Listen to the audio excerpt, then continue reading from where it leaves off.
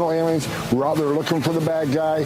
And when we're out there doing that, Sean, we got protesters assaulting ICE officers. The most important thing to recognize is by passing this legislation, we avoid the largest tax increase in history, which would be devastating to working families. A family that makes $50,000 would have a $2,000, $2,500 increase in their taxes. Hurricane season has officially kicked off, but we are now seeing cuts at FEMA. We are seeing cuts at NOAA. And notably, so these are the DOGE cuts, which we've talked about a lot, right? Cuts, the residual of that. Craig Fugate, a former leader of FEMA, over the weekend, warning in the Associated Press that he has concerns that this is going to be likened to 2005, notably the year of Katrina, because of essentially the brain drain at FEMA and the folks that have knowledge of how to navigate these disasters. The party that is closest to your economic views, in November of 2023, it was the Republicans by 11 points. Now it's still within that range, still within that margin of error, plus 8-point advantage for the Republican Party. How is that possible, Democrats? How is that possible? We're going to follow the rule of law, respect the sovereignty of people up here, and let them work responsibly with companies, oil and gas developers that are working up in the North Slope to get energy flowing again out of this country, not only growing oil production from up here, but ultimately unleashing a tremendous amount of natural gas that'll transform the lives, not just here in the North Slope of Alaska, but for people in Anchorage and Fairbanks and the population centers to the south of us. Great for Alaska, great for America, great for our allies in Asia. A big problem in my part of the world, the econ part of the world, we can't get a clean read on how consumers feel about the economy because the data has been infected by partisanship, really in an unprecedented manner. So, meaning your partisanship reflects whether or not you think the economy is good or not? Do people think the economy is not doing well, or do they just not like who's in the White House? This is a huge problem right now, and it's making it impossible to get that clarity that economists like to see about how consumers are doing. Do they intend to spend? Makes it impossible to forecast. At Turning Point USA, what we are doing every single day is we are dedicating ourselves and our staff and our students and our activists for a full revival of America. Get ready to launch into the future of freedom at the largest student event in the nation. SAS is back. Join thousands of fellow students ready to pioneer a bold new era for America at our Student Action Summit. And we're bringing in the biggest voices in the movement. Featuring Charlie Kirk, Tucker Carlson, Steve Bannon, Dr. Ben Carson, Congresswoman Anna Paulina Luna, Brandon Tatum, James O'Keefe, Benny Johnson, Jack Posobiec, and more. From July 11th through 13th in Tampa, Florida. Register now at SAS2025.com. The Charlie Kirk Show.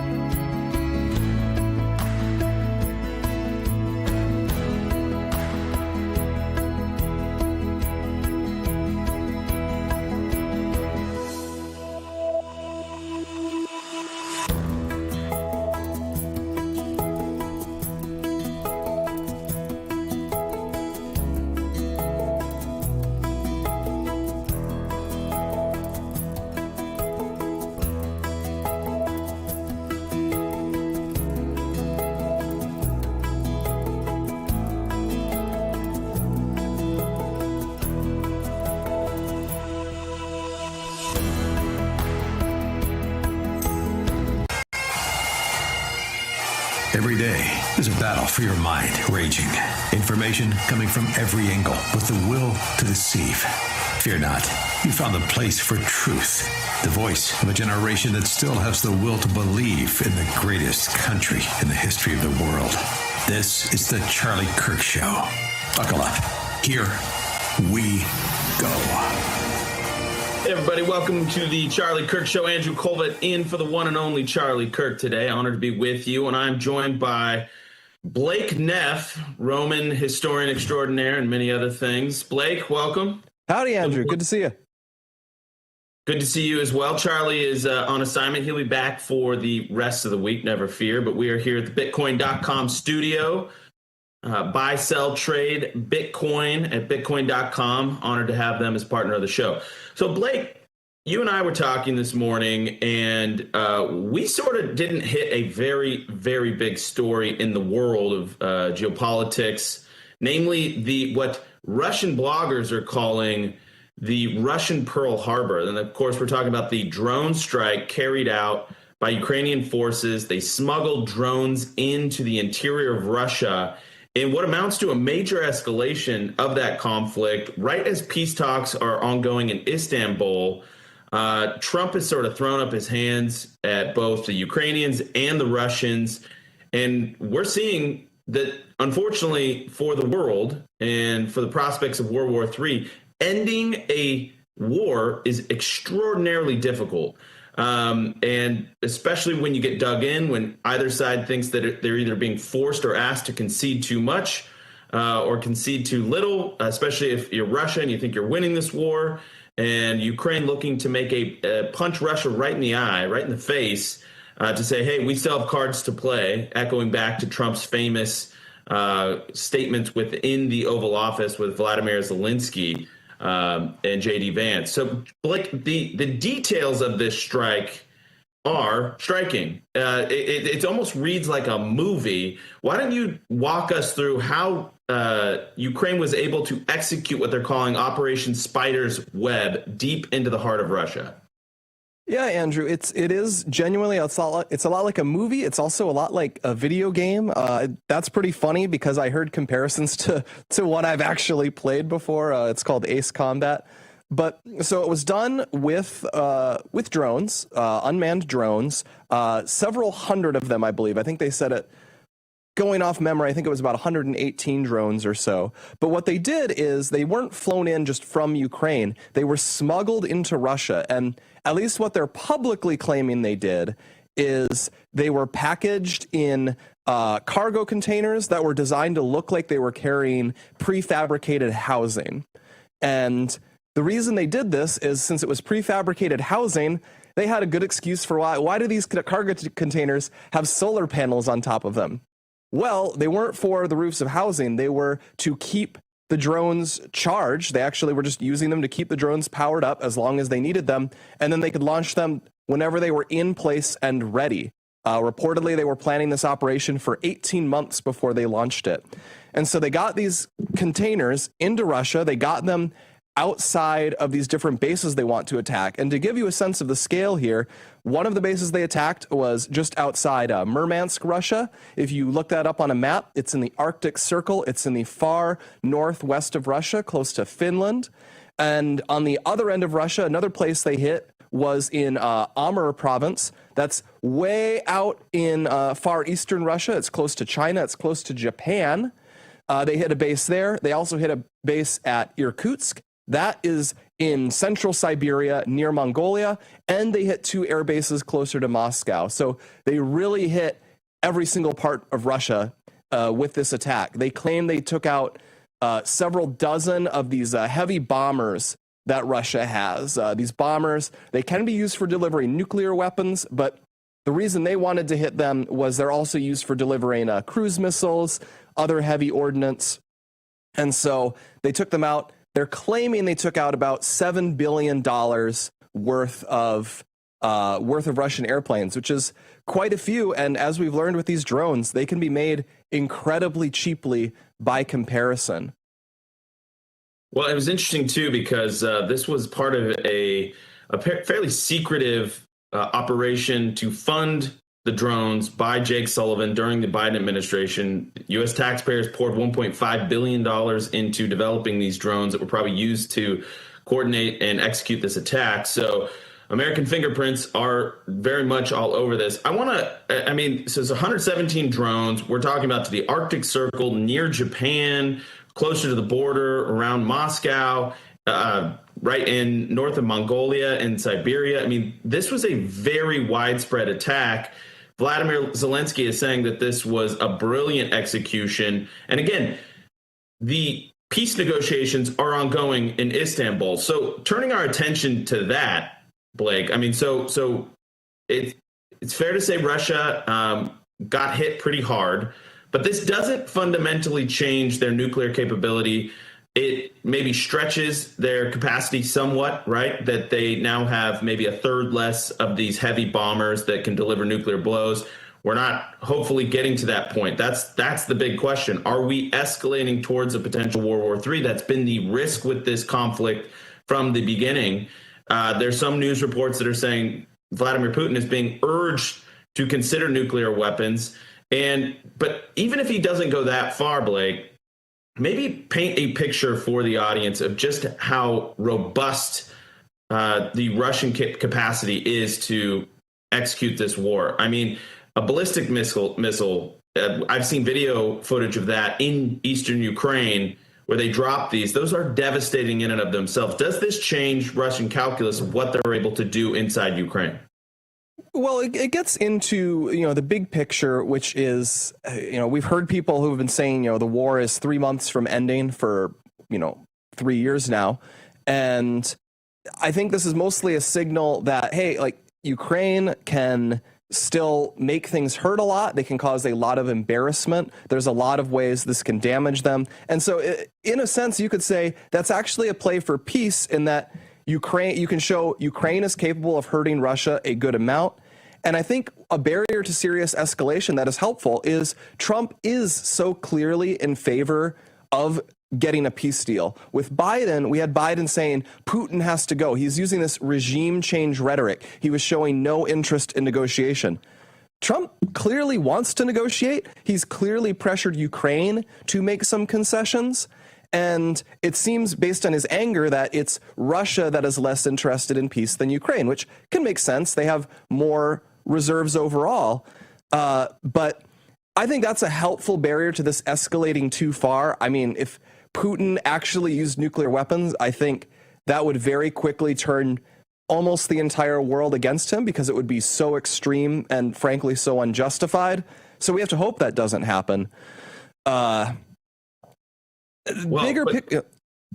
I mean, Trump is, according to his Truth Social, very upset that this operation was carried out into the Russian interior while negotiations were ongoing. And the White House is saying that they were not informed before this attack took place. Hard to know if that is, brinksmanship or, sort of the PR role of this. I'm going to take their word for it that they didn't know beforehand. All of this complicates a very high wire act peace negotiation that's going in Istanbul right now. Oh, for sure. Oh, for sure. And another angle that is very important to emphasize here is this clearly is something we should worry about, too. It's a good point towards the need to secure the border and also just understand how much the nature of warfare has changed. America, we have tons of shipping containers coming into this country all of the time, and any country can afford drones like this. That's what's really crazy is North Korea, Iran, really poor countries could be developing these drones and ship them in quietly in a container and use them to hit things in the United States. And we'll probably be seeing this in the future someday, and we need to start talking right now about being ready for that. Yeah, that's a really good point. And actually, you kind of remind me of the terror attack that happened in Boulder, Colorado. Tom Homan's warning that it's just a matter of time until we get more of that in the interior of the United States. Don't go anywhere. We will be right back here at the Charlie Kirk Show.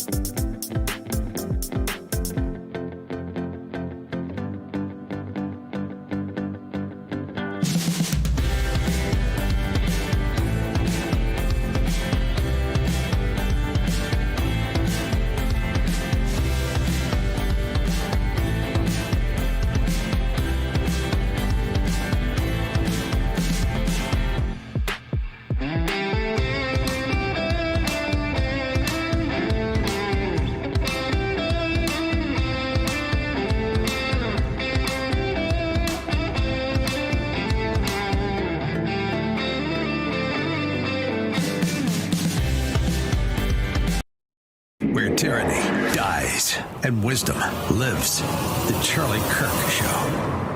All right, welcome back, everybody, to the Charlie Kirk Show. Charlie's on assignment today. In the meantime, it's Blake and I holding it down for you. Honored to be with you. I'm going to tell you about Why Refi. Again, one of our main partners on not only this show, but they help Turning Point out as well.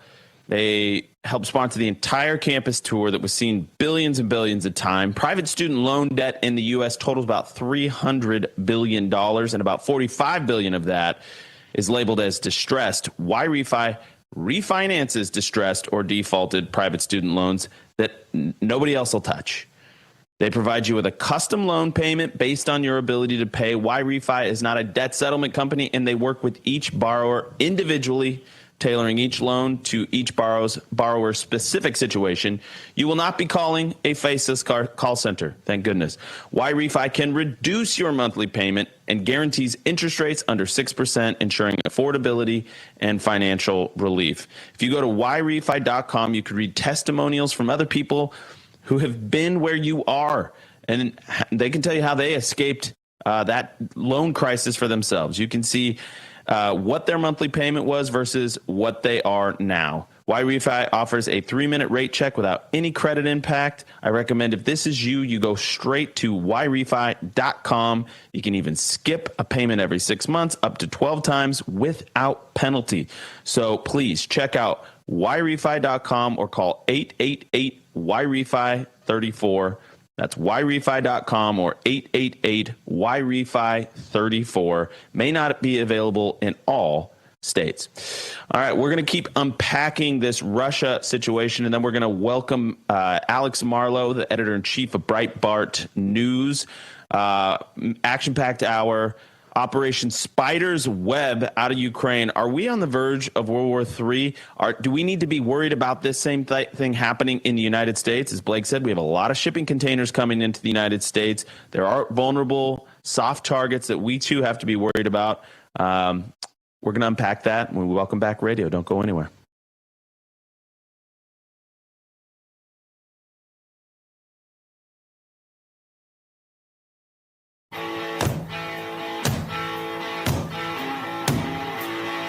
All right, welcome back to the Charlie Kirk Show. Andrew Colvett in for Charlie Kirk, along with Blake Neff. I'm the executive producer of this fine show. Blake Neff is another one of our producers, smart guy. So, Blake, you were talking about the soft targets, vulnerabilities that we have to contend with here. This drone technology is really going to change the way that warfare is executed in many different theaters across the world, but definitely here in the United States. Kind of makes me think of Golden Dome, kind of makes me think of hardening our own southern border, but there's that northern border, which is huge. People don't talk about it or think about it as much, but it is a vulnerability. Reflect on what happened in Boulder, Colorado, and dive deeper into what you're thinking there, Blake. Well, so there's Boulder, Colorado, of course, where you just have a guy who came across the border and shouldn't have been in this country. And he was just a lunatic, thankfully, went nuts, tried to kill people by setting them on fire.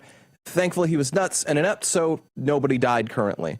But it's trivially easy to imagine far more effective people coming in who likely have already come in. We had this effectively open border with Earth for 4 years under Joe Biden. It wasn't just people coming from Mexico. It wasn't just people from Venezuela or Haiti. We had literally tens of thousands of people who crossed the U.S.-Mexico border who came from China and got in. And you hear wild stories like Chinese gangsters basically took over the illegal marijuana growing business in Maine, things like that. Another story I always find myself thinking of, you can Google this, in Fresno, California, the Chinese managed to build an entire illegal secret biolab in like a warehouse in Fresno. And we don't really know what the purpose of it was, but someone built an illegal entire biolab that we only found, months or years later. So if you're able to sneak that kind of thing in and pull it off, you can sneak in and pull off just about anything. And what we see overall is there's been a change in the nature of warfare. You think 100 years ago in World War II, what mattered was what's your overall industrial output? Can you make thousands and thousands of very simple tanks and planes and guns and artillery and all of that? Then, in the 80s and 90s and early 2000s, what mattered was this extremely precise, advanced, extremely expensive technology. And that was great for America. We could build these bombers that, stealth bombers that could drop these extremely high-tech bombs that we could pilot into a specific spot, and you could just blow anyone to smithereens, and we could beat, any country in a war with almost no casualties. Now what we see, though, is this rise of the power of, call it irregular warfare, that we can build a robot that, for a few $1,000, you can build a robot that you can stick a bomb on, stick a gun on, and it can fly basically anywhere. Or go look at what Boston Dynamics is building. You'll be able to build a little robot dog-looking thing. And again, put a bomb on it, put a gun on it, and you can hide it anywhere, and it can attack anywhere, and nobody's life is at risk.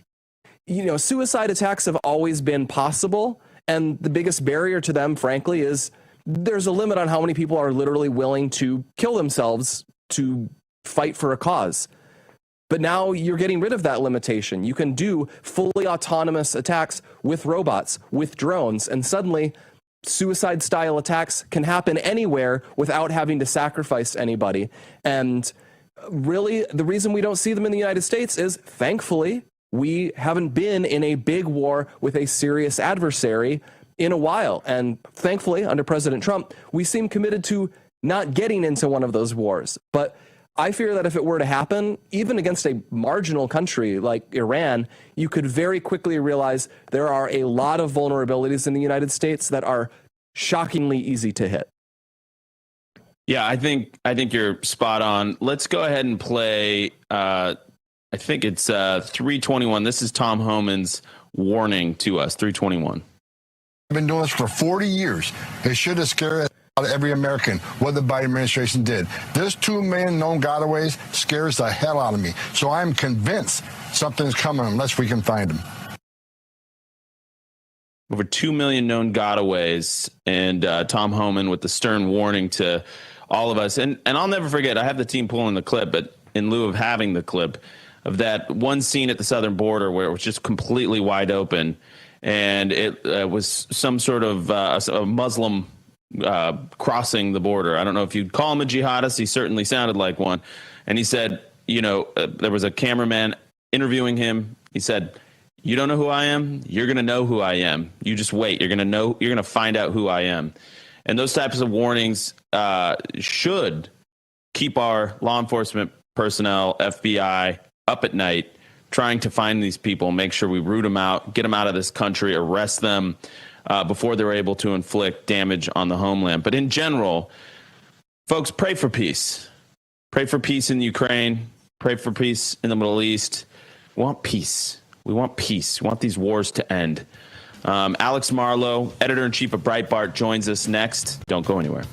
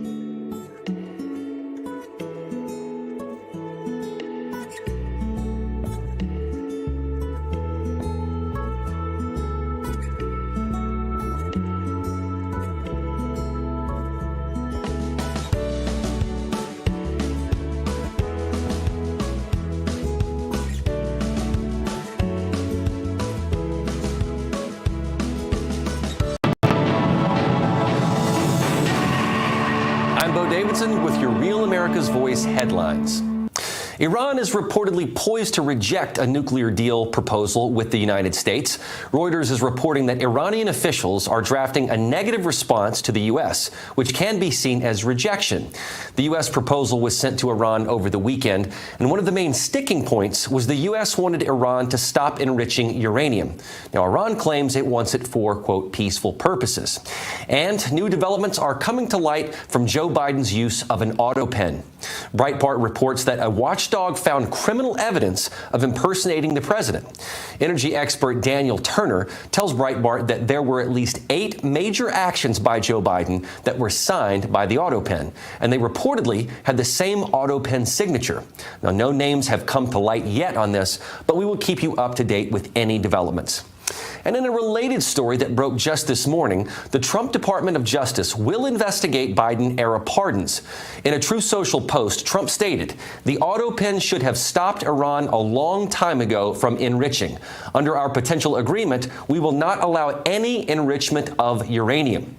Also, Just the News is reporting that the United States ambassador to Israel, Mike Huckabee, claims the media is contributing to anti-Semitism by reporting misinformation about Israel.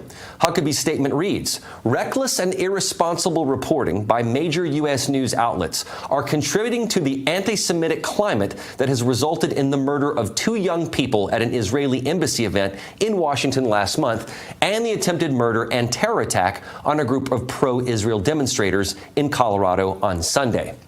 Just the News is also reporting that anti-Semitism uncondemned by Democrats morphs into domestic terrorism.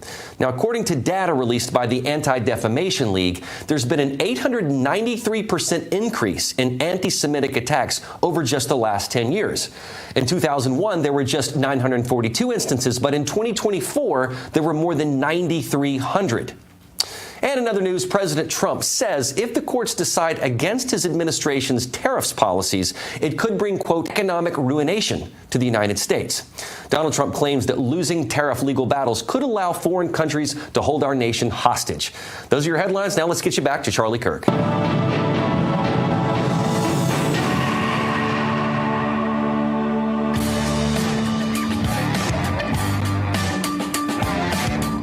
Treatment from socialism saves lives. The Charlie Kirk Show is back. Hey everybody, welcome back to the Charlie Kirk Show. Andrew Colvett in for the one and only Charlie Kirk, who's on assignment today. Don't worry, he'll be back in the chair for the rest of the week. Before we bring in Alex Marlow, editor-in-chief of Breitbart, I'm going to tell you about one of our partners on the show, TikTok. America's small businesses rely on TikTok to succeed, helping them attract more customers and drive more growth. And man, can I attest from a firsthand experience, the videos that we put up from the tour, Charlie's debates, from this show, they go viral on TikTok and they help us grow, help us spread the word. From small batch sellers to fast growing brands, 74% of businesses on TikTok say it helped them scale, hiring more employees, boosting sales, and expanding to new locations, like AZ Taco King, who grew from a mom-and-pop taco cart to 2 thriving restaurants in just a year, or Coco Asante, who upgraded to a larger facility and brought on more staff, letting their handcrafted chocolates reach more customers. With TikTok, small businesses are thriving, finding their customers, and expanding. Learn more about TikTok's contribution to the economy at TikTokeconomicimpact.com. That's TikTokeconomicimpact.com. Portions of the Charlie Kirk Show are sponsored in part by TikTok. All right, let's welcome in Alex Marlow, editor-in-chief of Breitbart. Alex, how you doing today? I'm doing great, Andrew. Always nice to be on the Kirk Show, either with you or Charlie. Well, I appreciate that. I appreciate that a lot. So Alex, I was talking with you in the break, and we have to hit this. What a difference a year makes, especially when it comes to June.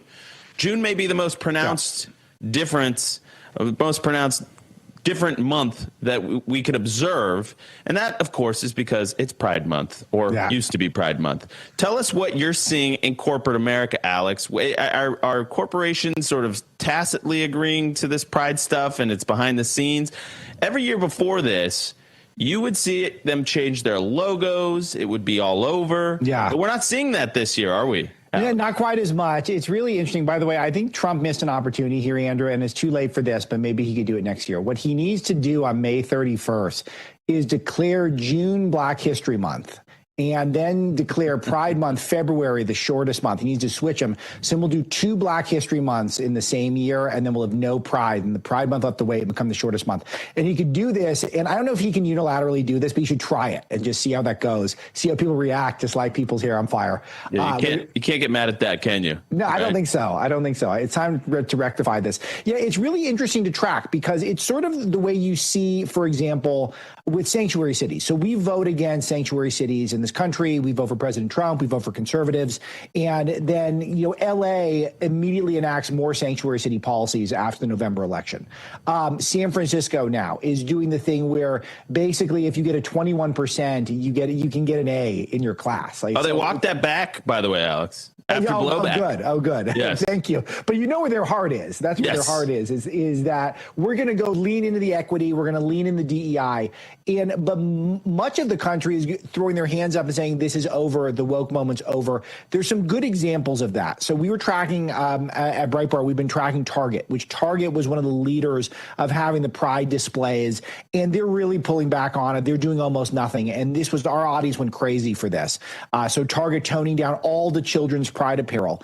But then you see things, Andrew, that almost shock the system. The PBS doing Sesame Street Pride. So Sesame Street is designed for young children.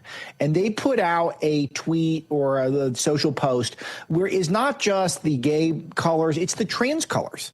So this is Sesame Street, government funded for preschoolers, grooming children. This should outrage every American. And I'm not the one who's outraged about every last thing that's done. And I'm pretty libertarian about how adults behave. But you try to prey on children and use taxpayer dollars to do so is so in your face. And we need to shut this down, have a zero tolerance policy. I've got young kids. The trans stuff has no business in their childhood. And if Sesame Street is going to push this, we need to take every last penny from PBS right away. Well, and this is a perfect time to play cut 326. I think this is kind of some of the stuff you're talking about, Alex. 326. Elmo, Cookie, are you ready to see my monster piece? Ready, Jonathan! Mama Bear, some runway music, please. Oh, yeah. People and monsters alike, a round of applause for the Not Too Late Show's newest monster, Alan. Ta-da!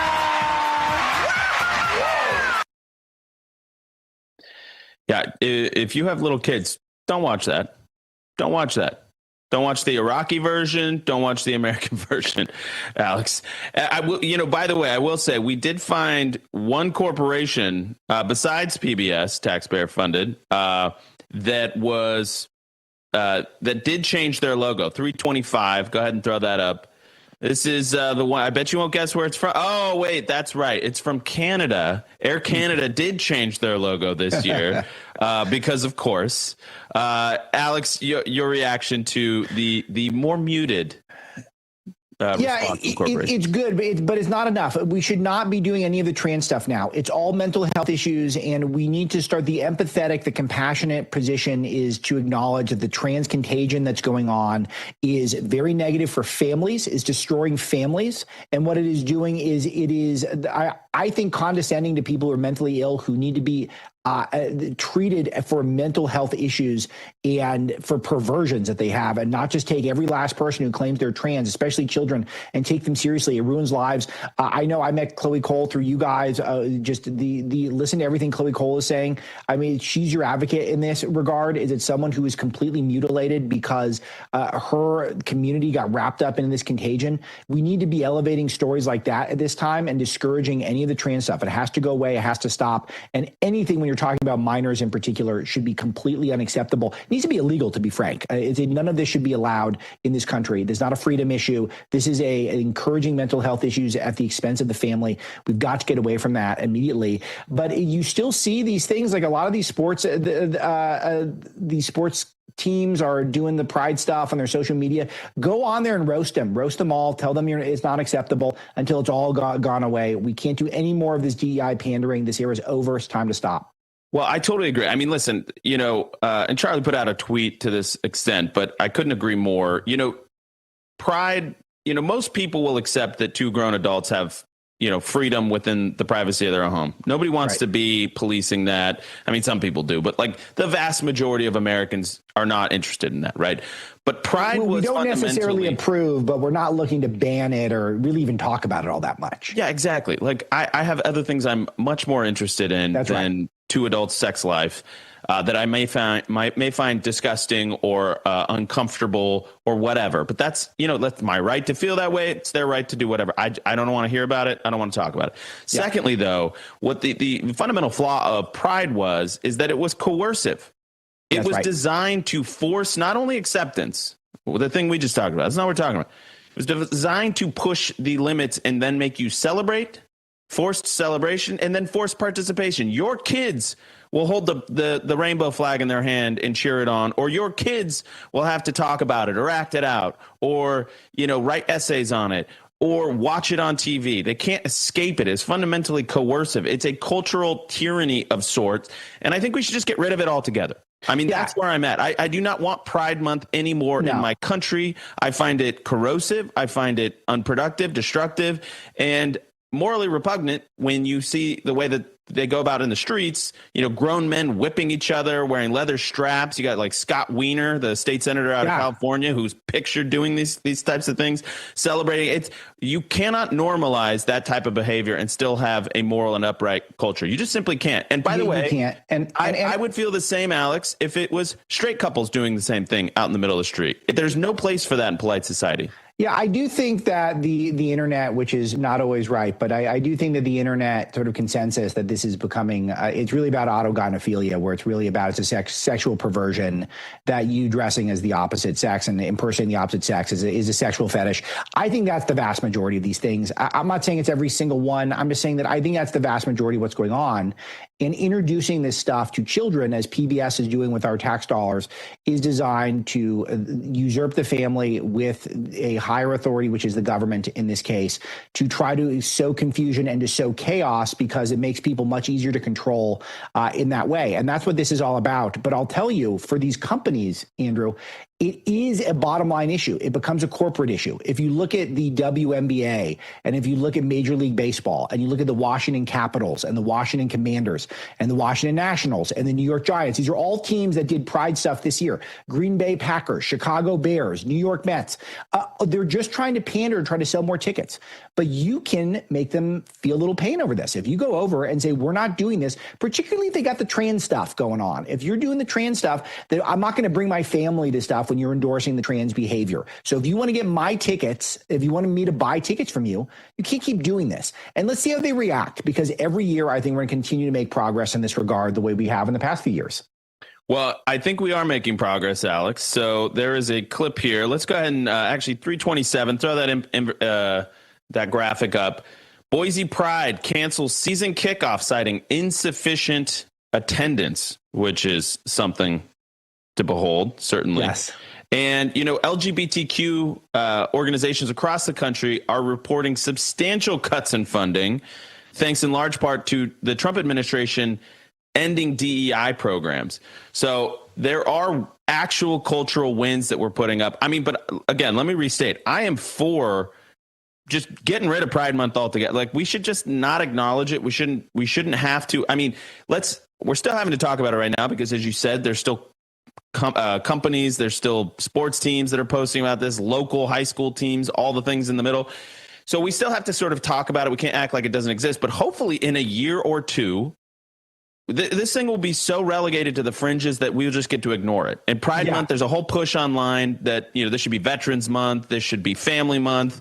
There's actually a bill going through Congress right now. Go ahead. I got a perfect analogy. So this is where, do you remember the latter stages of COVID when the last, 10% of people were still wearing masks?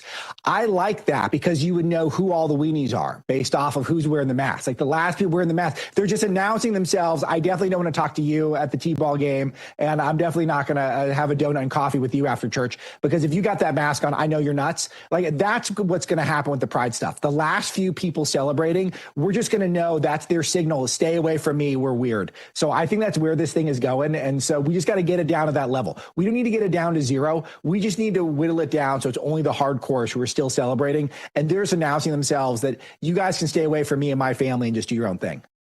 I completely agree. And, while we're on the topic of mental illness, Alex, a new study came out, and actually Nate Silver was behind it, talking about which party, political leaning, is in a better mental state.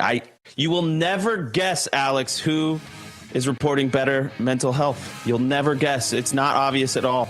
More with Alex Marlow on the other side of this break. Don't go anywhere.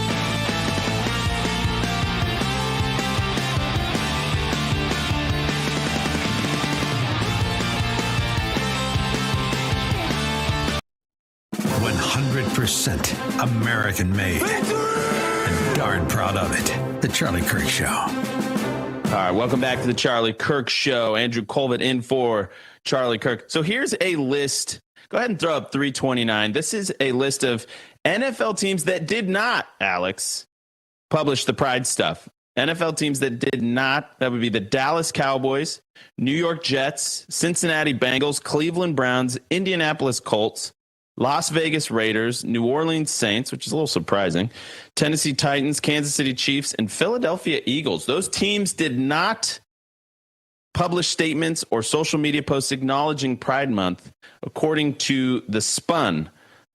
So one of our producers is like, Cowboys celebrate Pride year-round, so they don't have to post about it. That's not nice, team. Apologize to all my Cowboys fans out there. But they are, that is a polarizing team. It's a polarizing team. I would think that's true. Alex, our 1 minute here. Go ahead and plug your stuff for our audience. You are the host of the Alex Marlow Show, editor-in-chief of Breitbart News. 1 minute. Tell us how we can find you. Andrew, I got an important point I think to make about that is that you have to withhold some business from these people or they're not going to stop this. If they don't feel the pain, then you're not taking seriously that you want to stop. If you want the pride pandering to stop, you want the trans pandering to stop, if you don't want the trans stuff in pro sports and NFL sports, then you either have to at least vocalize it on social media or whatever to these groups of people. people, or you need to withhold some business. I'll tell you, when all these companies that I would patronize put up the black square during the George Floyd farce, like, I would not buy their stuff, and you shouldn't either. That's my take on this. If you're serious about trying to make progress here, Andrew, you absolutely cannot continue to do business at the same level with these people who are engaged in normalizing trans grooming of children, which is what all this is. Yeah, I mean, well said. And so I completely agree. This was the energy, by the way, of last year and a little bit the year before. Yeah, where we just took it to these people for one of the first times in the conservative movement's history where we were bold and proud, and we were getting scalps and getting wins. I think it was a foreshadowing of November 5th, frankly. Let's welcome back radio. We'll be right back.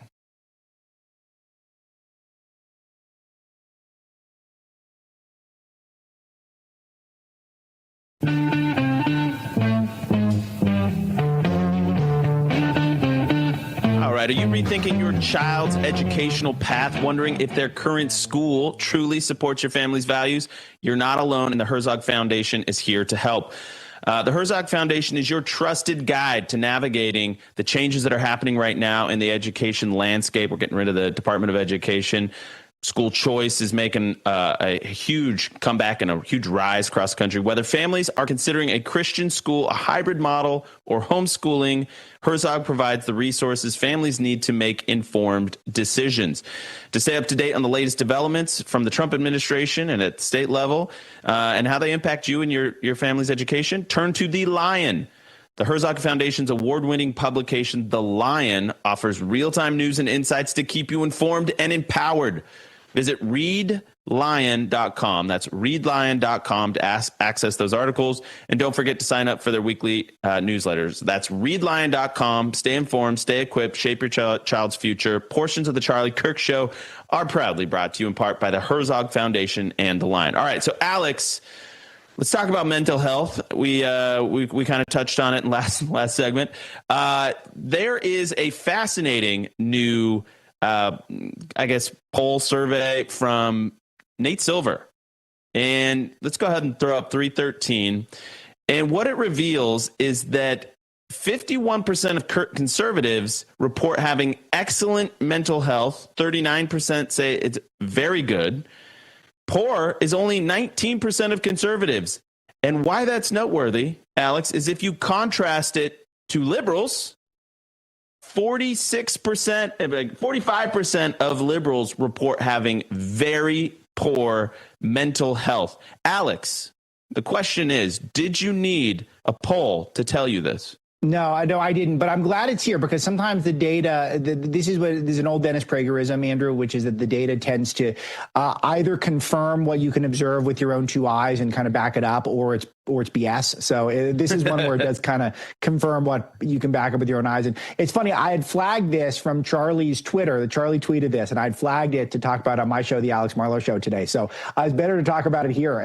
This is something that conservative families, Andrew, we have a more balanced life. We're more spiritual. We've now learned we're in better shape because remember, Maha, this is a conservative thing. It's red pill to go to the gym now. Obviously, if you are someone who does not get all of your values from TikTok and from social media, and you get them from the Bible, for example, you get them from your family, you get them from deep thought and reading, and you can commune with nature, you touch grass, you go to the gym, of course you're going to have better mental health. And who's going to do those things I listed? Of course, it's mostly going to be conservatives. And I'm not saying that there aren't people, I'm sure, with excellent mental health on the left and with terrible mental health on the right. But as a pattern, the things that conservatives do to occupy their time is going to make you a more balanced person and a more satisfied person who's leading a more meaningful life. If you are a secular leftist, you're probably leading a life with less meaning. It's just a fact. And let's use that to try to encourage people to come to our side. Yeah, I mean, listen, this is a classic. It's so obvious. It's almost cliche at this point, but you know, liberals and progressives, they use politics and their grievances and their sense of injustice in the world to fill an existential void in their soul. Yeah. Right. And conservatives, this is why we always talk about the good, the true, the beautiful, the eternal. Those are the things that provide actual joy. Now, joy is different than happiness. You can be happy being a drug addict once you take that first hit, but happiness is fleeting. It's not as deep. It's not as meaningful. Joy is provided by the things that conservatives value, the values that we promote, the ideas we promote. And of course, that's family, community, country, faith, all of those things. The eternal things in life will give you more pride, more joy, less pride. We can have pride in our country, but that's not what we're talking about this segment. Yeah. But nevertheless, I think this is one of the most telling polls, Alex, simply because it shows off. And actually, here's the tie-in. Nate Silver was bringing this up because this is one of the reasons he believes that there's a disconnect between men and the Democrat Party. That's I think it's probably connected. It's not the most obvious for me, but it's probably connected. Alex, I really want you to tell people how to follow you. You're the host of the Alex Marlowe Show. Please give your coordinates, my friend. No, thank you. I appreciate it. I'm glad to be regular on Charlie's show. I absolutely love what you guys do at TPUSA and Charlie's amazing podcast. Alex Marlowe Show, wherever you get your podcasts, iTunes, Spotify, YouTube, Rumble, we're all there. And as always, Breitbart.com is the place to go for all the news you need. Awesome. Well done. And congratulations on all of your success, Alex. Breitbart.com is must read. The Alex Marlowe Show is blowing up right now. As Charlie would say, hotter than a pistol. Thanks for making some time for us today, Alex. In hour 2, we have an interview with Charlie and the new owner of the LA Times. You're not going to want to miss it. See you tomorrow.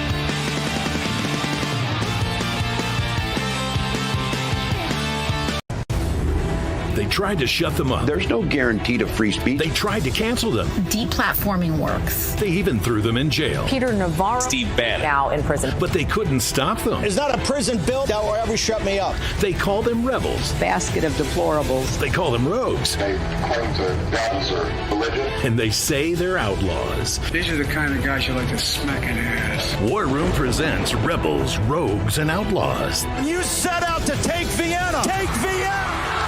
The national bestseller by longtime Bannon producer Dan Fluette. Take a journey through the pictorial history of War Room.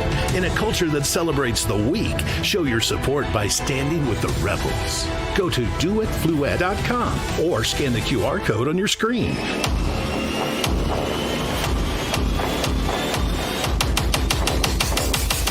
Use the code RAV20 for 20% off your order. Stand with the rebels and never back down.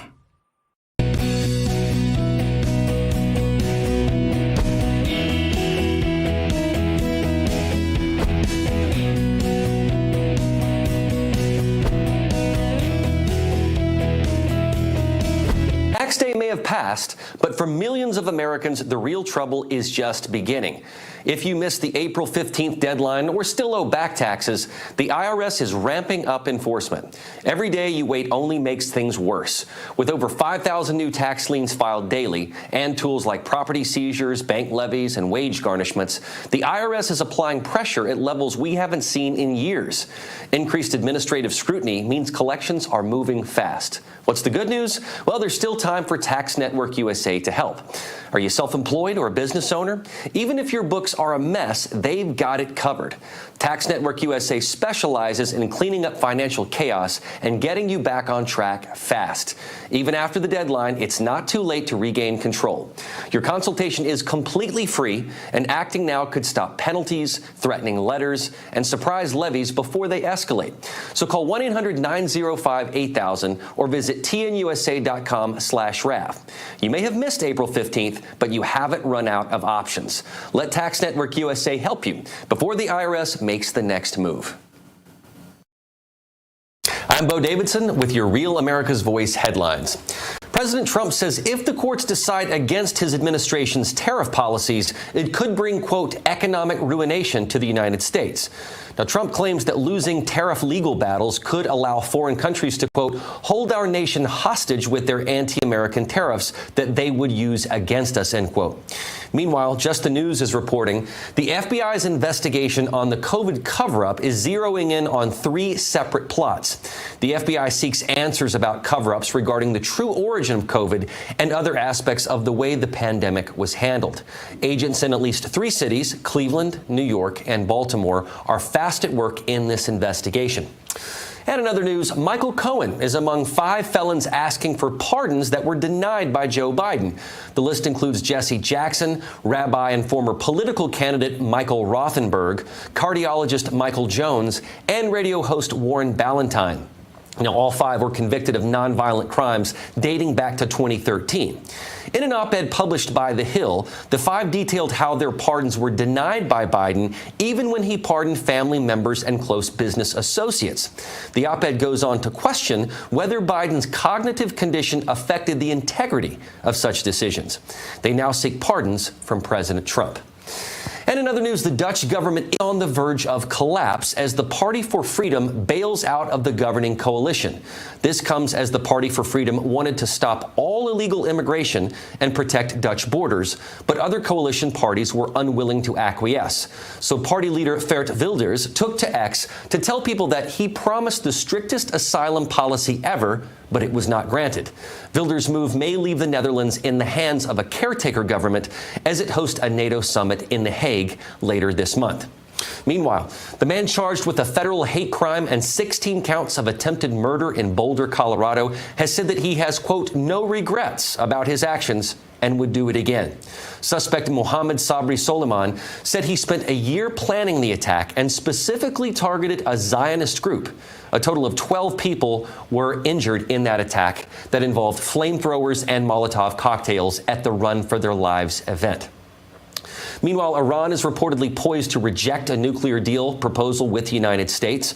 Reuters reports that Iranian officials are drafting a negative response to the U.S., which can be seen as a rejection. The U.S. proposal was sent to Iran over the weekend, and one of the main sticking points was the U.S. wanted Iran to stop enriching uranium. Iran claims it wants it just for peaceful purposes. And new developments are coming to light from Joe Biden's use of an auto pen. Breitbart reports that a watchdog found criminal evidence of impersonating the president. Energy expert Daniel Turner tells Breitbart that there were at least 8 major actions by Biden that were signed by AutoPen, and they reportedly had the same AutoPen signature. Now, no names have come to light yet on this, but we will keep you up to date with any latest developments. And in a related story that broke just this morning, the Trump Department of Justice will investigate Biden-era pardons. In a Truth Social post, Trump stated, the auto pen, meaning Joe Biden, should have stopped Iran a long time ago from enriching. Under our potential agreement, we will not allow any enrichment of uranium. And also, Just the News is reporting United States Ambassador to Israel Mike Huckabee claims the media is contributing to anti-Semitism. Those are your Real America's Voice headlines. Now back to Charlie Kirk.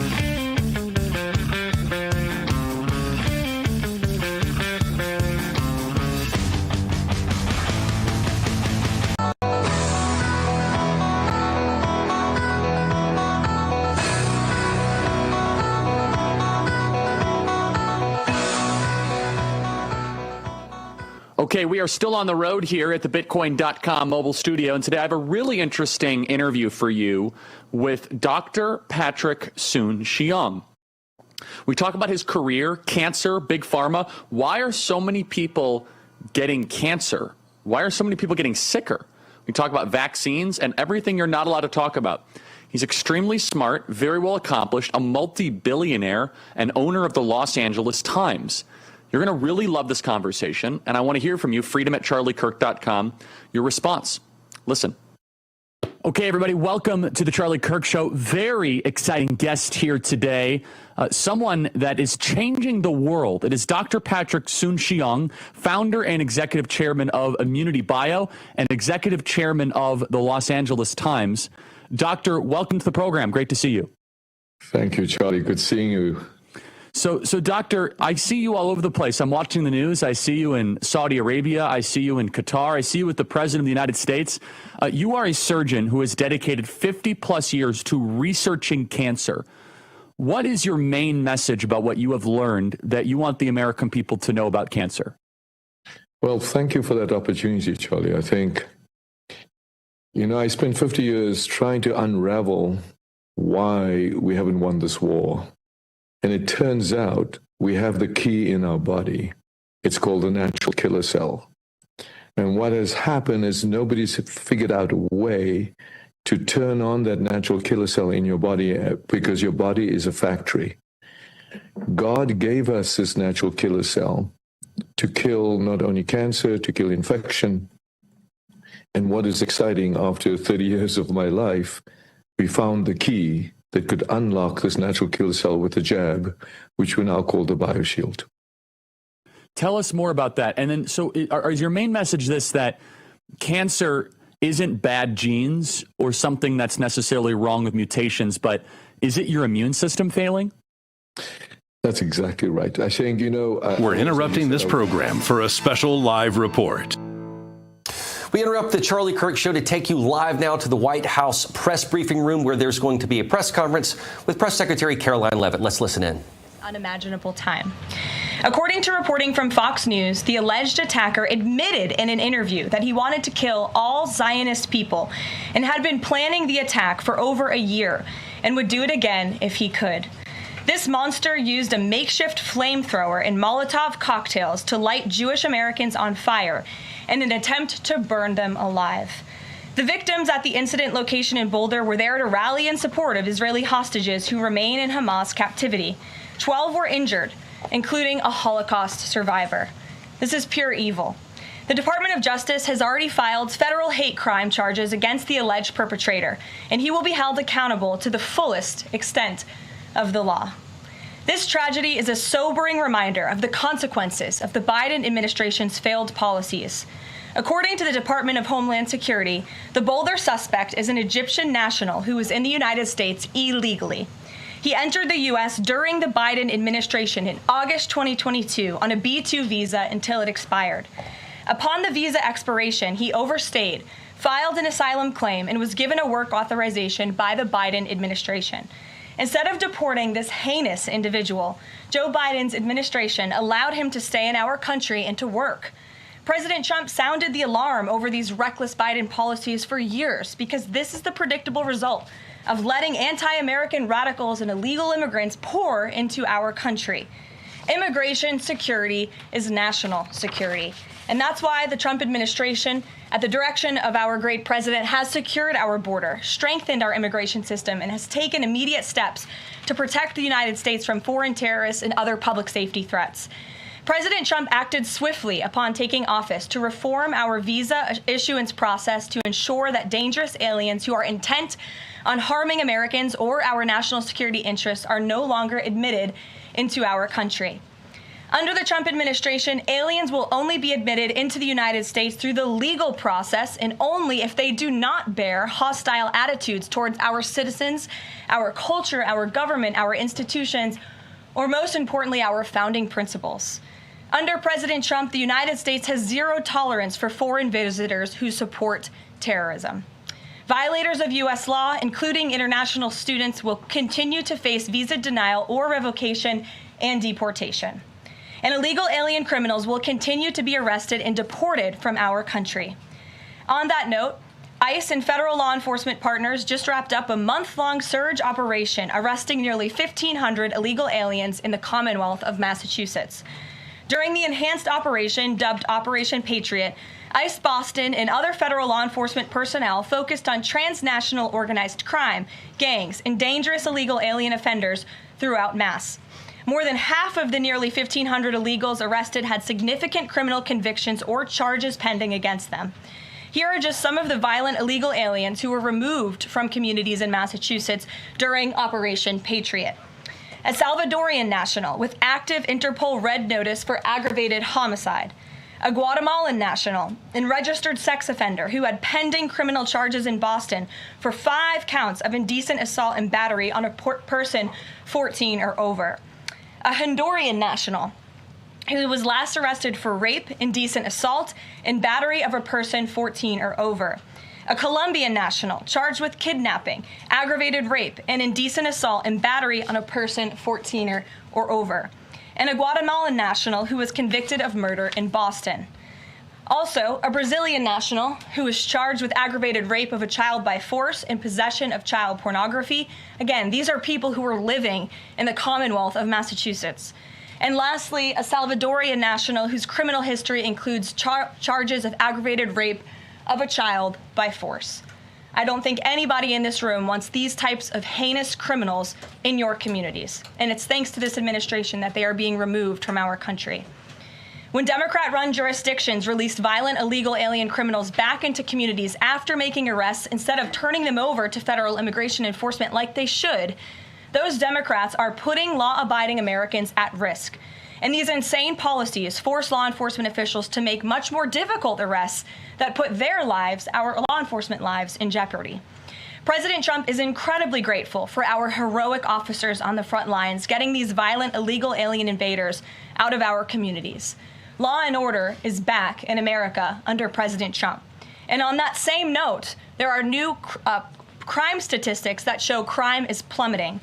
In fact, Politico summed it up like this. Murder rates are tumbling across the U.S. in 2025. Homicide stats are down at least 20% over last year, and we could be on course for the lowest number on record. With President Trump in charge, the days of criminals being put over victims are over. On the topic of immigration, the Washington Post just ran one of the most ridiculous headlines ever, even by their standards. And on my very first briefing, several months ago, I said I would hold anyone accountable in this room. The Washington Post actually had this headline, "The Mysterious Drop in Fentanyl Seizures on the U.S.-Mexico Border." How is this mysterious? There is no mystery about why there is a decrease in fentanyl coming into the United States. This administration's strong border policies are the reason there has been a decrease in fentanyl trafficking. His strengthened relationship with Mexican President Sheinbaum and all of the measures he has been taking to deter illegal human and drug trafficking at our United States southern border is the reason for plummeting fentanyl seizures at the U.S. border. There is nothing mysterious about that, and we'd like to see the Washington Post update their headline accordingly. This is clearly trying to intentionally manipulate the minds of the Americans, and I think the American people understand why there's been a fentanyl drop. And our office responded to this inquiry. We provided a whole host of the reasons that fentanyl seizures at the southern border have dropped, and the Washington Post refused to run them, and that's despicable. In other news, positive economic reports continue to flood in. Inflation dropped to 2.1% in April. Personal income increased 0.8% in April. So inflation is down and wages are up. That's almost triple the expectations and against the doubts of nearly everyone in this room. And we also saw the largest monthly decline in the trade deficit on record as a result of President Trump's very powerful tariffs. Lastly, the price of eggs has dropped more than 61% since President Trump took office in January. I remember my very first briefing, I was asked about the cost of eggs. The reporter tried to insinuate it was this administration's fault, even though he had only been here for a few days or weeks. It was a result of the previous administration's terrible policies, and in record time, this president has fixed that problem that he inherited from Joe Biden, and now egg prices have dropped 61% since this president took office. There's a lot of good news, and I'm sure you have a lot of questions, so let's get to them. We have just the news in our Noon EST today. Amanda Head, thank you for being with us. Why don't you kick us off? Sure, thank you so much. There is a disturbing trend of anti-Semitism turning into terrorism. Of course, the Boulder, Colorado instance that you just mentioned, the 2 Israeli embassy staffers who were murdered, Pennsylvania governor's mansion with a Jewish governor inside getting set on fire. Does the president consider this domestic terrorism? And as such, are there official alerts to law enforcement, BOLOs, task forces, things like that? The president has made it very clear, as he said in his statement yesterday, that yes, these anti-Semitic acts of violence are do qualify as terrorism, and he does not want to see terrorism or violence of any form taking place in the United States of America.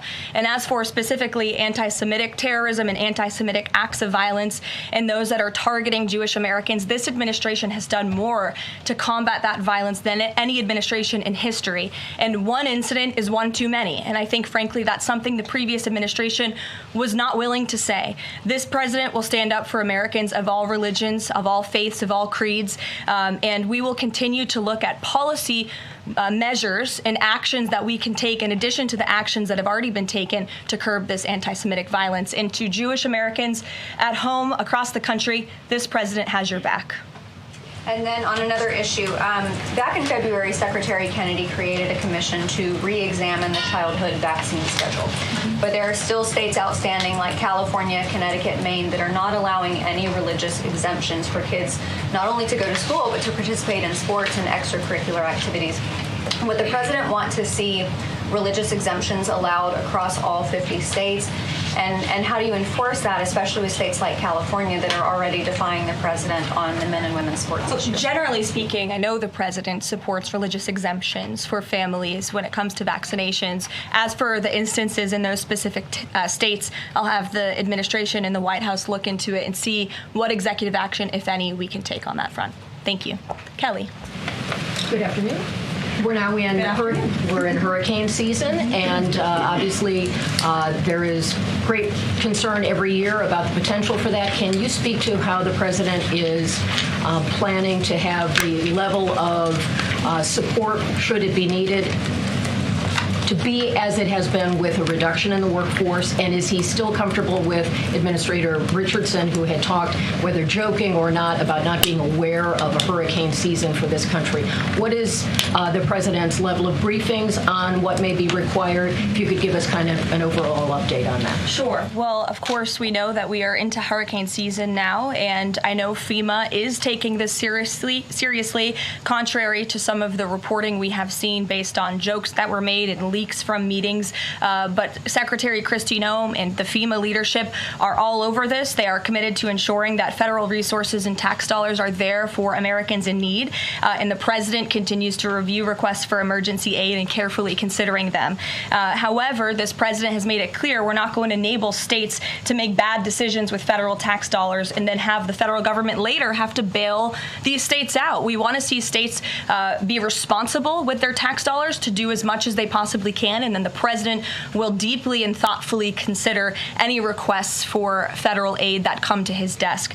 And I think some of the media reporting we've seen on this is frankly sloppy and irresponsible.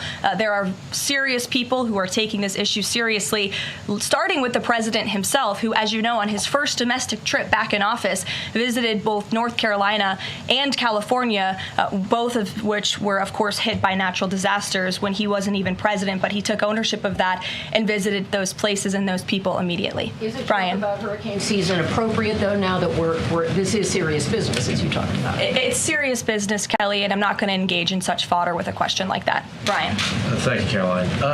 Reuters was reporting that there is a letter that is meant to be sent to other countries, which would give these countries a deadline of Wednesday to produce their best offer on the trade matter. Why does the administration feel the need to send this letter? And I have one more follow-up on trade. Sure. I can confirm the merits and the content of the letter. USTR sent this letter to all of our trading partners just to give them a friendly reminder that the deadline is coming up. And they are in talks. Ambassador Greer, Secretary Bessent, Secretary Lutnick are in talks with many of our key trading partners around the globe. As you know, Brian, I know the Wall Street Journal has covered this quite heavily. And they continue to be engaged in those discussions. And this letter was simply to remind these countries that the deadline is approaching and the president expects good deals, and we are on track for that, I will emphasize. On the trade side, though, when the deal with the United Kingdom, there was this idea of a reprieve on the auto tariffs. Is the president looking to do another similar deal on the sector-by-sector reduction in tariffs, or is this more going to be deals related to the reciprocal tariffs that were announced months ago? Well, as I've said previously from the podium, and the president has discussed as well, each country has unique advantages, unique challenges to it based on their markets and what they export to us and what we export to them. And so that's why the president smartly advised his trade team to engage in tailor-made deal-making. And we saw that with the United Kingdom, and we will see that with other countries as well. Kate. Does the president support the Senate moving forward with a bill imposing heavy sanctions on Russia? Look, the president has spoken about his position on sanctions on Russia. He has smartly kept this as a tool in his toolbox if necessary. But I think the Senate and everyone on Capitol Hill respects the president as the commander-in-chief for a reason. And as you know, Russia and Ukraine engaged in direct talks yesterday. That was at the encouragement of this president when he spoke to both leaders of both countries via phone just a couple of weeks ago. And so I would just like to remind everybody how far we have come in just 4 months. I mean, it was inconceivable last year at this time for Russia and Ukraine to be engaged in direct talks. And it's because of the president's insistence and determination to get this war to an end that these countries sat down yesterday. So he's willing to use sanctions if he needs them, and the Senate and the Capitol Hill understand that the president is the commander-in-chief and he's leading United States foreign policy as he should. And on Iran, the president said that the U.S. would not allow for any uranium enrichment, but the proposal offered to the Iranians reportedly allows for low levels of enrichment. Can you explain that discrepancy? I'm not going to comment on alleged details of the report. We're not going to negotiate through the media out of respect for these ongoing discussions and negotiations that Special Envoy Witkoff is leading. The president made his position very clear on Truth Social last night. In fact, it couldn't be any more clear, and I would reiterate that's his position. Special Envoy Witkoff sent a very detailed and acceptable proposal to the Iranian regime that the president hopes they will accept, and if not, they will face grave consequences, as the president himself has reiterated. Sure. Thanks, Caroline. You're welcome. A couple of things, if I may. Firstly, can you confirm whether or not President Trump is going to be going to the NATO summit in The Hague later this month? I can confirm he will be going to the NATO summit, yes. Okay, great, thanks. And another question on the Netherlands, in fact. Just wondering if you have any reaction to the collapse of the Dutch government there after the anti-EU and anti-Islam leader Geert Wilders, who's been described as a Dutch Trump, pulled out of the government there. I don't have a comment on that, but certainly we should and we will get you one, okay? Thanks. You're welcome. Brett. Thanks, Caroline. I wanted to ask, a couple days ago, the president announced that he was withdrawing the nomination of Jared Isaacman to lead NASA, citing a thorough review of prior associations. I wondered, why did this review happen just now after the nominee was so far into the process? And can you explain the president's thinking on who he might choose? Look, the president reserves the right to nominate individuals to key administration posts. He also reserves the right to remove those individuals if he chooses, just like he reserves the right to fire anybody in the executive branch that he wants. And so a new replacement for NASA will be announced very soon, as the president himself said. Was there something in particular that came up that caused the president concern with this nomination? The president wants to ensure that all of his nominees are aligned fully with the America First mission of this administration. And again, he will be announcing a replacement very soon. Andrew, go ahead. Thank you, Caroline. You're welcome. It's been just about a month since President and Prime Minister Starmer announced... I can't see you all the way back there. Phil's head is in the way. There you go. So it's been just about a month since Prime Minister Starmer and President Trump announced that the U.S. and U.K. had reached a trade deal, or at least a framework for a deal. Now there are at least some conservative MPs in London who are complaining that Parliament has not yet seen the text of any deal. So I'd like to ask you from this side of the pond, is there a text for the deal ready to be released, submitted? And if not, when can we expect it? And then I have one more. There's most definitely text with this deal. There is language that this side has seen. You'll have to ask the UK Parliament why they haven't seen it from their own government. I obviously can't answer that question. And on Caroline, one more on Ukraine, please. Sure, go ahead. Okay, on Ukraine, it's been a couple days since Ukraine made that audacious drone strike on Russian airfields. The president hasn't said a word about it, and usually he's not shy about making his thoughts known on the war. Or it's not bad on the war or any other subject. What have you heard from him on this audacious drone strike? Is he surprised? He said that Zelensky didn't have the cards when they met in the Oval Office a few months back. Does Zelensky possibly have some cards that the president hadn't known about? Look, the president's thinking on the Russia-Ukraine war as it stands, I spoke to him about it just this morning, is he remains positive at the progress that we've seen. Again, he urged both leaders to sit down and talk directly with one another, and they did that. Russia handed over a memorandum of peace, or a peace plan, or a suggestion of one, I understand, to the Ukrainian side. They also agreed upon the exchange of prisoners or hostages from each other's countries. So he remains positive about the progress that we're seeing, but he also is a realist, and he realizes these are two countries that are at war and have been for a long time because of his predecessor's weakness and incompetence. So he's working hard to solve this conflict, and that's where his mind is right now on it. Jonathan, go ahead. Thank you. Same topic, just to put a finer point on it. Does President Trump approve of Ukraine's decision to strike nuclear-capable bombers in Russia?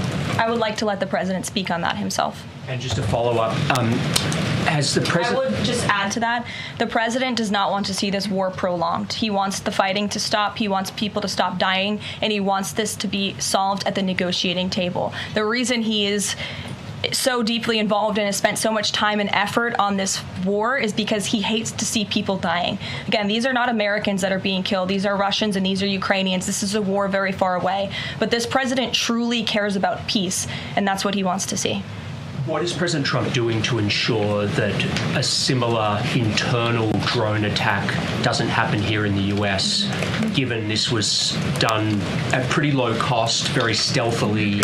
You know, it obviously raises questions about our own security, particularly for US aircraft here. It absolutely does, and that's why the president nominated Secretary Hegseth and has approved some of the changes that have been made at the Pentagon to ensure that we have the most lethal fighting force in the world, and that the United States military is the best, the biggest. That's why he wants the One Big Beautiful Bill to be passed, because it increases our defense spending. It's why he also launched the announcement of the Golden Dome to prevent from missile strikes and attacks in the future. And the president has a full understanding, I can tell you because I've spoken to him about it, about the future of warfare and how drones are a big part of that.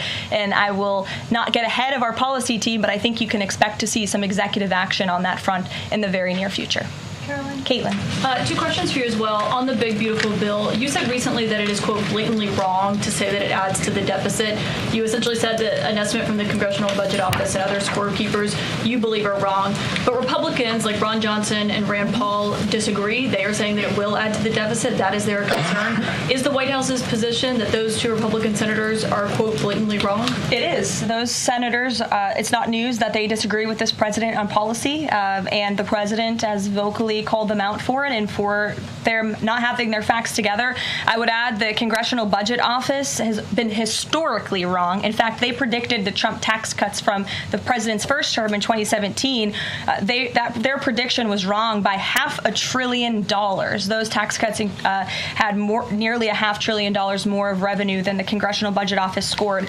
And I would also point out, I don't think many people know this, there hasn't been a single staffer in the entire Congressional Budget Office that has contributed to a Republican since the year 2000. But guess what? There have been many staffers within the Congressional Budget Office who have contributed to Democrat candidates and politicians every single cycle since. So unfortunately, this is an institution in our country that has become partisan and political, and we are very confident in our own economic analyses of this bill. There is $1.6 trillion in savings, and our Office of Management and Budget Director, Russ Vought, is a fiscal hawk. He is well known in this city for being a well-respected fiscal hawk. He has tools at his disposal to produce even more savings. And as you know, the White House will be sending our rescissions package to Capitol Hill today. And on immigration, the other day that the Homeland Security Secretary said, and I'm quoting her now, that an illegal alien threatened to assassinate President Trump and highlighted his arrest. A man has now admitted to framing him, saying that he wrote the letter that the DHS Secretary Christina posted online.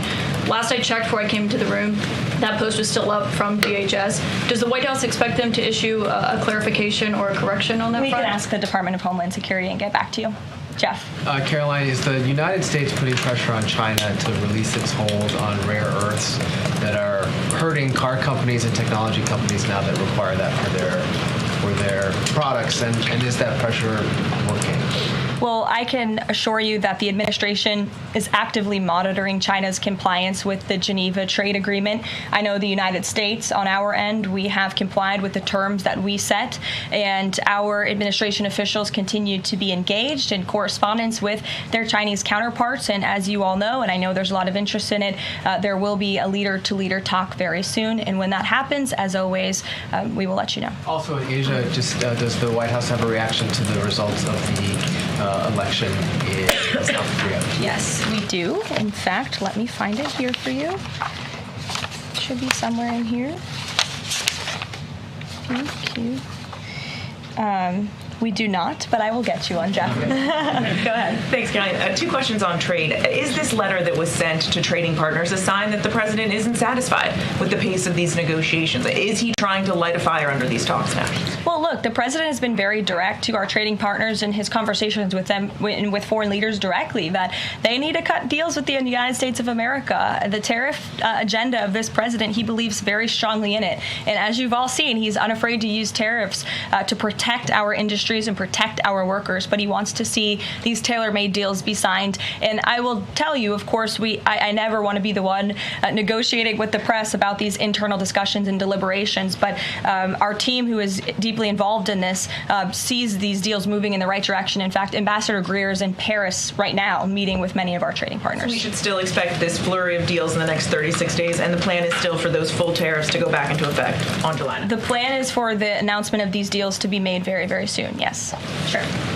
Thank you, Caroline. You're welcome. So Governor Whitmer confirmed that she spoke with President Trump about the possibility of pardoning the plotters against her, the kidnapping case. She didn't give us an idea of what the president's reaction was to that. Do you have any information about what he said? Well, I won't reveal the president's private discussion unless he gives me liberty to, but I will reiterate what he said publicly when he was asked by one of the journalists in this room in the Oval Office a couple of weeks ago about the pardons. He said it's something he would look at, nothing more, nothing less. Haley, go ahead. Thanks, Caroline. And then Kelly next to you. Thank you. When it comes to the leader-to-leader call with Xi Jinping this week, what is the president's expectation of this call? Is he looking for concrete outcomes out of this, or is he looking to kind of warm relations as these trade talks are ongoing? Well, President Trump and President Xi have shared a respectful relationship throughout the years. And again, I won't get ahead of the president on that call. But as always, after, you'll hear directly from the president or from myself or someone else here at the White House. Kelly. Caroline, thank you. I want to get back to the anti-Semitic behavior that's been going on in college campuses, as well as recently in Boulder, Colorado. The president, as you know, has the White House Faith Office, the Religious Liberty Commission, as well as the Anti-Task Force on Anti-Christian Bias, which includes anti-Semitism.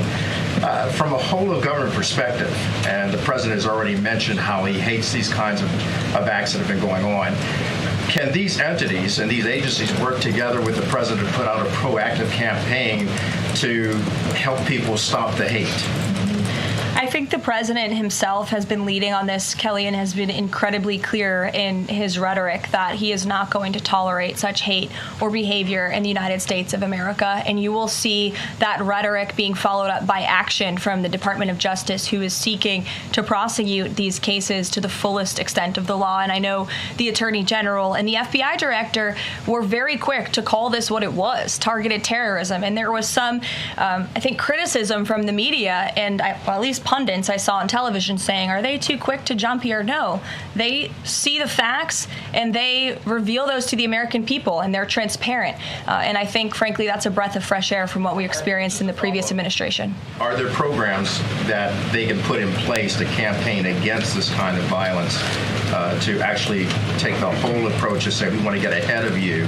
If you're thinking it, don't do it. And if you're going to do it, sit down and talk to someone within the Faith Office, within the Religious Liberty Commission, as well as the task force. Yeah, surely. It's a good idea, and I'll pass it along to them. Peter. Thank you, Caroline. When you look at these last-minute Biden pardons, the big ones, Biden siblings, Fauci, January 6th committee. That's right. Most of the big ones have the same very neat signature. We would expect that probably to be the auto pen. There is one that looks different. It looks authentic. In fact, if you look at the last name, it almost looks like the president was having a hard time spelling his last name there.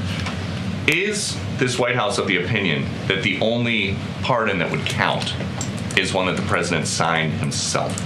It's very interesting. Very interesting props. If you want to bring them to my office later so I can take a closer look, I would like to do that. The president is making a good point when he discusses the usage of the auto pen. Who was running the country for the past 4 years? Perhaps those documents were signed with the auto pen, something that this, I believe the Department of Justice is looking into. As you saw, Ed Martin made an announcement at the Department of Justice this morning to launch an investigation because the American people deserve answers. Is there any concern that this president, who won the election on a promise to fix the economy and close the border, that focusing and scrutinizing these Biden pardons is looking into the past instead of looking forward? I think in comparison to the amount of time this president has spent on securing the border, on fixing our economy, I just read out for you an entire list of economic accomplishments. Look at the border numbers. Look at the time and effort he's divulged into solving the global conflicts abroad. It pales in comparison, but it still, nevertheless, is a very important issue. And it was a huge issue that sent the president back to this White House. The Americans saw with their own eyes a mentally incompetent president, and they want answers for that, and the president believes they should have And them. something that just crossed, Caroline, how mad do you think President Trump is going to be when he finds out that Elon Musk said, I'm sorry, but I just can't stand it anymore. This massive, outrageous, pork-filled congressional spending bill is a disgusting abomination. Shame on those who voted for it. You know you did wrong. You know it.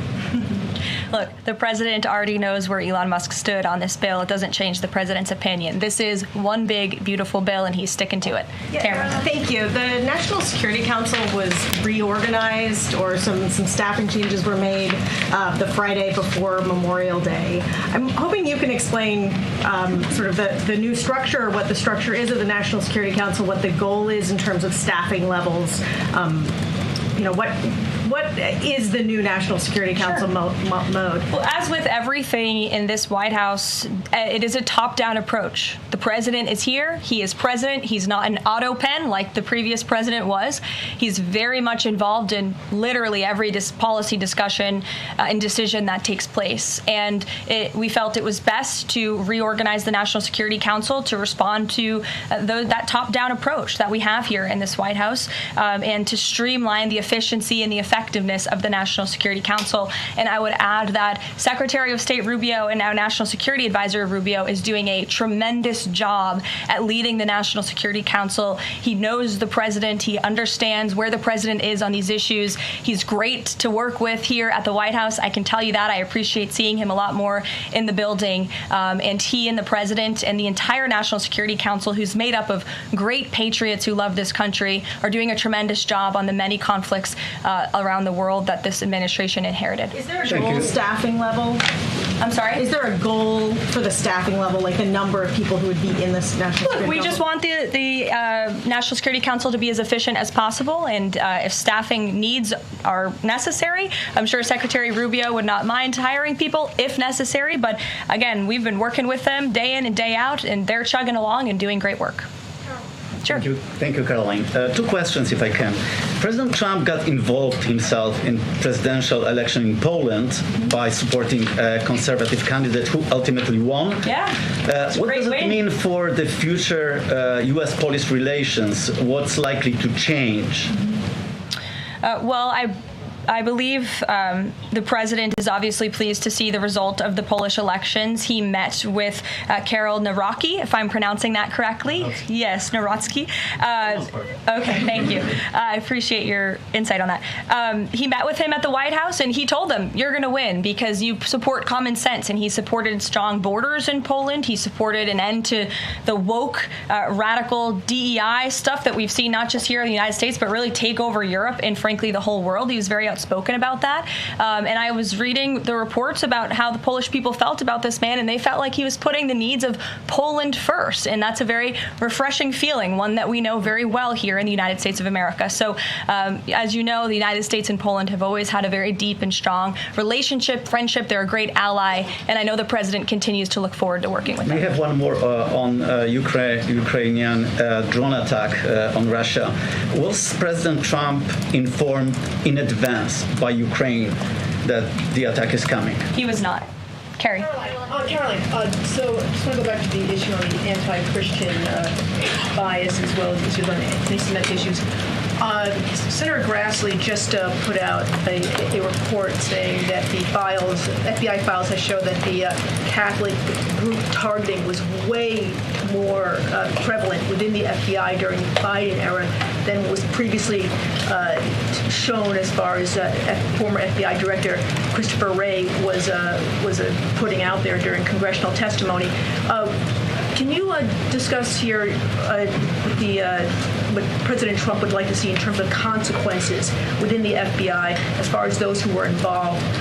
Also, the second question, if the DOJ finds that AutoPen was used by President Biden, should those actions that were used with the AutoPen, should they be null and void?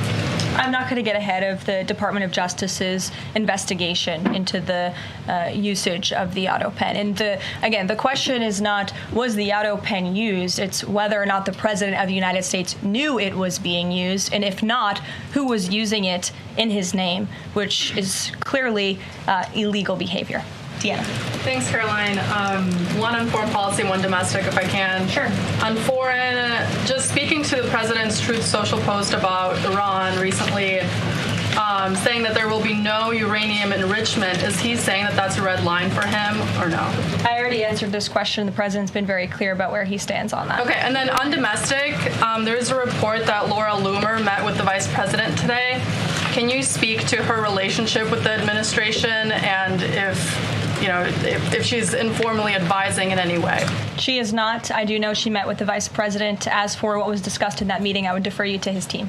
Thanks, Caroline. I have one question on anti-Semitism, one question on China. So for years, radical leftists and Islamists have been calling for so-called globalize the Intifada. Do you believe this is a call for violence against Jews? And do you think these attacks on Jews around our country is what globalizing the Intifada looks like? I don't want to speak to the merits of those claims without looking into them, but as I said, any violence against Jewish Americans will be prosecuted to the fullest extent of the law. Absolutely. And also, Secretary of State Rubio made an announcement saying he'll be revoking visas of certain Chinese students, including those with connections to the Chinese Communist Party. Does that include sons and daughters of politicians, presidents, and chairmen? Again, Secretary of State Rubio has the right to revoke visas, and he made the announcement that the State Department will begin to aggressively revoke those visas of Chinese students who are in our country, namely those with Chinese Communist Party ties, or those who could be a threat to our national security and the interests of the United States. Should both of you, go ahead and then back. Thank you. There are now reports that Israeli forces are firing on Palestinians trying to get aid from the Gaza Humanitarian Foundation. Up to 20 people, according to the Red Cross, have arrived to the hospital that they've set up with gunshot wounds, have died from them. Is this administration aware of these? And I mean, what is being done to address this situation? The administration is aware of those reports, and we are currently looking into the veracity of them because, unfortunately, unlike some in the media, we don't take the word of Hamas with total truth. We like to look into it when they speak. Unlike the BBC, who had multiple headlines, they wrote, Israeli tank kills 26, Israeli tank kills 21, Israeli gunfire kills 31, Red Cross says 21 people were killed in an aid incident, and then, oh wait, they had to correct and take down their entire story, saying we reviewed the footage and couldn't find any evidence of anything. Oh. Okay, so we're going to look into reports before we confirm them from this podium or before we take action, and I suggest that journalists who actually care about truth do the same to reduce the amount of misinformation that's going around the globe on this front. Can you talk about the change in the leadership of the organization? What does that mean going forward, and why so early on is this happening? What organization? The Gaza Humanitarian Foundation. Well, look, this was a creative idea that the president called for to get aid into the region. These people were desperate and starving, and the president didn't like seeing imagery of that, and he wanted to ensure that aid was brought in with the approval of Israel for understandable reasons. We will never forget the brutal attack on October 7th. And again, this is something that the previous administration was unwilling to put the time and effort into doing. John. Thanks a lot, Caroline. I want to bring it back to the way you began your briefing, talking about the president's mass deportation program and his priorities. 40% of crop farm workers in the U.S. are undocumented, and that's according to the Agriculture Department. Do they have a carve-out in terms of the president's mass deportation program? The president and the Trump administration have been very clear. If you are in the country illegally, you are subject to deportation. Is there any concern that, given that large number, if that number is correct, 40% of crop farm workers being undocumented, that could impact the food supply here in America if those individuals that obviously help pick crops all across the country are deported en masse? Again, this administration is focused on deporting individuals who are in our country illegally. It's something we have to do. We cannot allow the previous administration's invasion of our country of illegal immigrants to continue. We just can't have it. And this is a law and order president. As for our farmers and their concerns, they have a president who has their backs and listens to their concerns and hears them. But we also have a legal pathway to come to this country and work specifically for agricultural work. So there's a legal way to do it, and we encourage that legal pathway, and we're currently working on strengthening our legal immigration system for that reason. Sure. Thank you, Caroline. I just wanted to follow up on your statement last week regarding the Maha report. Sure. You said that there was, I understand there were some formatting issues with the Maha report that are being addressed, and that report will be updated. We also understand that since that, there have been some citations that came about. There's citations of studies that either did not exist or did not back up the report's conclusions. So when you were referring to formatting errors, is that what you were talking about, or was it? Could you just explain that?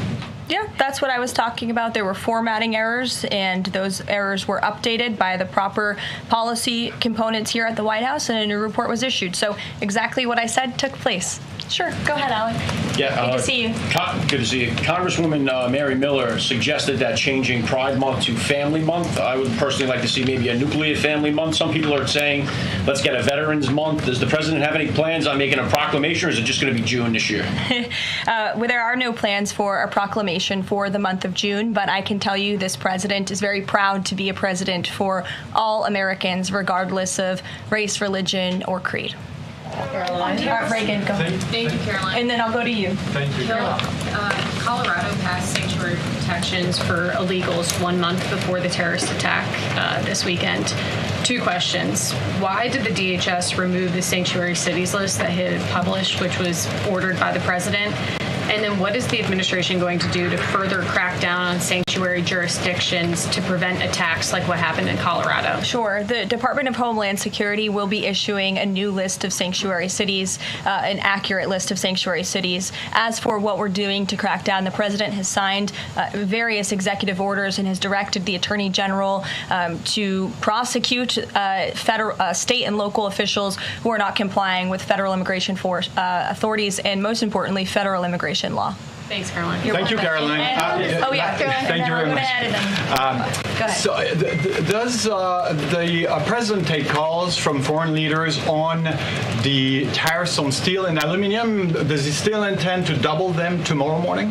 The president will be signing that executive order today, and steel and aluminum tariffs will be going to 50%, yes. No way it's going to change, or it's going to be suspended? He made that announcement in Pennsylvania, and he plans to deliver on that promise to Pennsylvanians. And why is he hiking it? And Ed, go ahead. Yes. I can answer that, but go ahead, Ed. Oh, yes. Thank you, Caroline. So a Chinese Foreign Ministry spokesperson today said that the U.S. imposed harmful measures like new chip controls and pledging to revoke Chinese student visas. So are the Chinese the victims in this trade back and forth? Look, I don't think anyone is the victim. These are two strong countries, and as I said, the president has a good relationship with China's president and leader, and that discussion will take place later this week. And what other authorities is the president looking at for tariffs should the decision of the appeals court not go his direction? Well, right now, his tariffs remain in effect. We spoke at length in my briefing last week about that decision that came down from the International Trade Court, which has been put on pause because the president absolutely does have the authority to implement tariffs and to declare a national emergency for our crippling trade deficit. He could always have the power to use Section 202 or Section 301 as well to impose tariffs if he deems necessary, especially Section 202 tariffs, which are sectoral, as you know, to protect our critical supply chains here at home. Thanks, Caroline. You're welcome. You've got U.S. business leaders begging for certainty. So why did the president suddenly decide to hike tariffs on steel and aluminum again? You also have U.S. business leaders begging to meet with this president and begging to come to the White House to talk to him because they know that he is a negotiator in chief, that he's making good deals on behalf of the American worker and the steel worker, in particular when it comes to the steel and aluminum tariffs, which he discussed in his speech at length at Pennsylvania and the need for them. And I would just add, I was at that speech on Friday with the president, and there were 2,000 steel workers and their families in the room, many of them wearing their hard hats. I spoke to one backstage who said this is the greatest thing that has happened for that community in Pittsburgh, Pennsylvania in 60 years, because this is a president who doesn't just talk the talk, he walks the walk too, and he's delivering on his promises to bolster our steel and aluminum industries in this country and to protect those jobs. If not for this president, that steel plant in Pittsburgh, Pennsylvania would have closed. Those jobs would have been lost, and the president saved that company, he saved those jobs, and he's saving that community, and that's the intention of the steel tariffs, which he will sign later this afternoon. Thank you very much, everyone. We'll see you later. Thank you. Friday for Steve, everything. And that was Caroline Leavitt speaking at the White House press briefing room, talking about the Boulder attacker, saying that he would do it again and calling it pure evil, and that they were not going to tolerate hate. We now rejoin the Charlie Kirk program. This has been a live special report. We now join our programming already in progress. I mean, 3-4 months ago, and we got thousands of requests. You're completely right. The desperation out there is huge. And to empower, I want this to be made available to the nation. but it's already approved. It's approved just for bladder cancer. And inside the approval, it actually states legally in the package insert that this BioShield is, to my knowledge, the only molecule on the planet that stimulates NK cells, T cells, and memory T cells without immunosuppression. So the empowerment for the nation is to get aware, to be aware of this availability. I have to work my way through the regulatory stuff that goes through. And that's one of the reasons why I was in Riyadh, because the Middle East have committed to me that they will make this available to the Middle East within 100 days, next than 100 days. So the empowerment is for people to be firstly understanding of the fact that our clinic is now fully overwhelmed. I want this to be available to the country. President Trump understands that. That's one of the conversations I had with him when I was in Riyadh. You know, we can have the Golden Dome, but we can also have the Biodome or the BioShield. And what more important is to prevent patients from dying from radiation. Not being treated by the radiation, but dying, getting metastasis from the radiation. And that could be prevented with the BioShield. So I suppose it is an active campaign, Charlie, just like you have where, you know, folks, when they even had HIV way back and actively campaigned with the FDA, this needs to be made available. I'm not a politician, I'm a doctor. All I want is for us to help people, as many patients as we can. Doctor, I want to now ask, will anyone face consequences or have any sort of judgment or justice for what's been done here? And would you call them crimes? Well, look, I have clear information in my possession of the blockage that has been happening over the last 4 years. And, you know, you notice I said it's not a conspiracy if it's true. Okay, this is your reminder to go to members.charliekirk.com to watch this full interview and head to the charliekirkstore.com today to get new merch. Back in the studio tomorrow. Well, we're going to try. We'll see. We might have to be on the road one more day. Email us freedom@charliekirk.com. God bless you guys. And to listen to this entire conversation, please subscribe to the Charlie Kirk Show podcast. Talk to you soon.